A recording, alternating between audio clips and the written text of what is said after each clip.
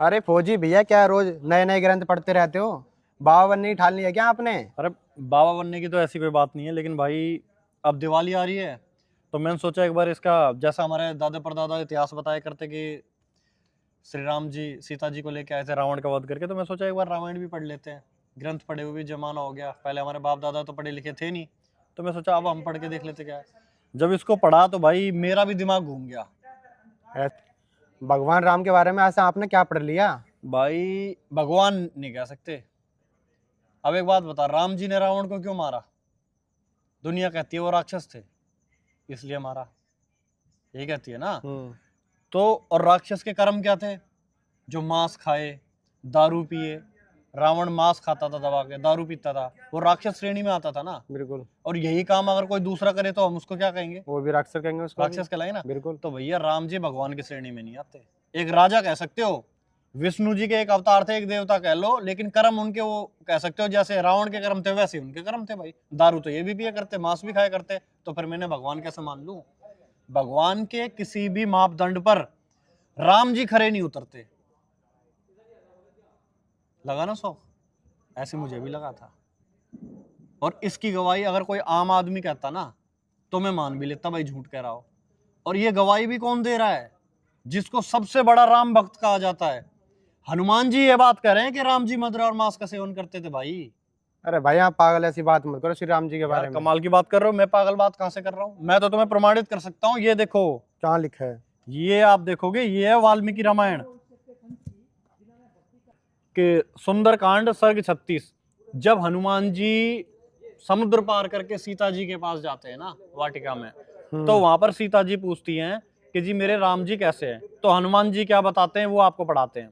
हनुमान जी कहते हैं, श्री रामचंद्र जी मांस भोजन, स्पष्ट लिखा है मांस भोजन, मधुपान को त्याग करके वन के नियम अनुसार नित्य संध्या के समय अन्य आहार किया करते हैं। वह 2 दिन छोड़ तीसरे दिन भोजन करते हैं।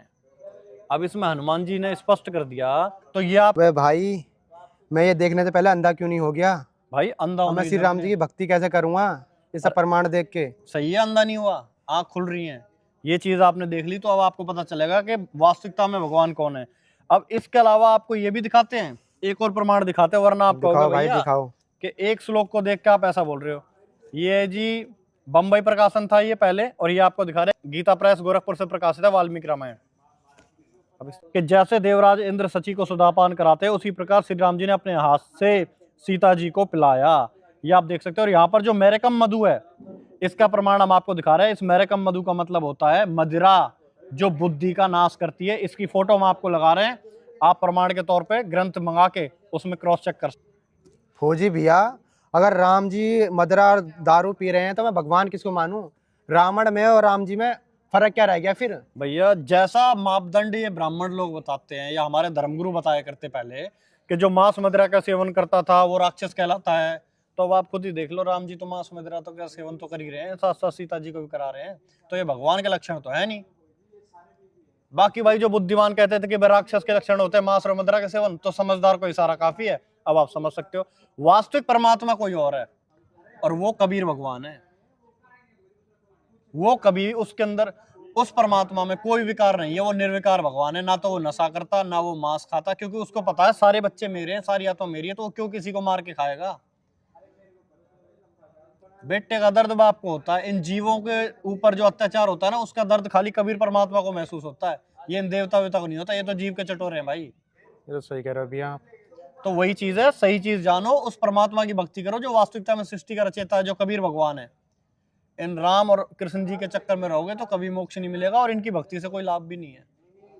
अब तो आपको स्पष्ट हुआ ना जी भैया, बिल्कुल। कि भैया ये आदर कर सकते हो क्योंकि विष्णु जी का अवतार है, लेकिन पूजनीय नहीं है। पूजनीय तो केवल एक कबीर भगवान है। बता भैया, मेरे को ये बता दो, मैं कबीर जी के बारे में कैसे जानूं अब? अगर आपको कबीर जी को जानना है तो कबीर जी को जानने के लिए आपको संत रामपाल जी महाराज जी की शिक्षाओं को अपनाना पड़ेगा। जो संत रामपाल जी महाराज जी का ज्ञान है उसको जानना पड़ेगा, तब आप कबीर जी को जान पाओगे।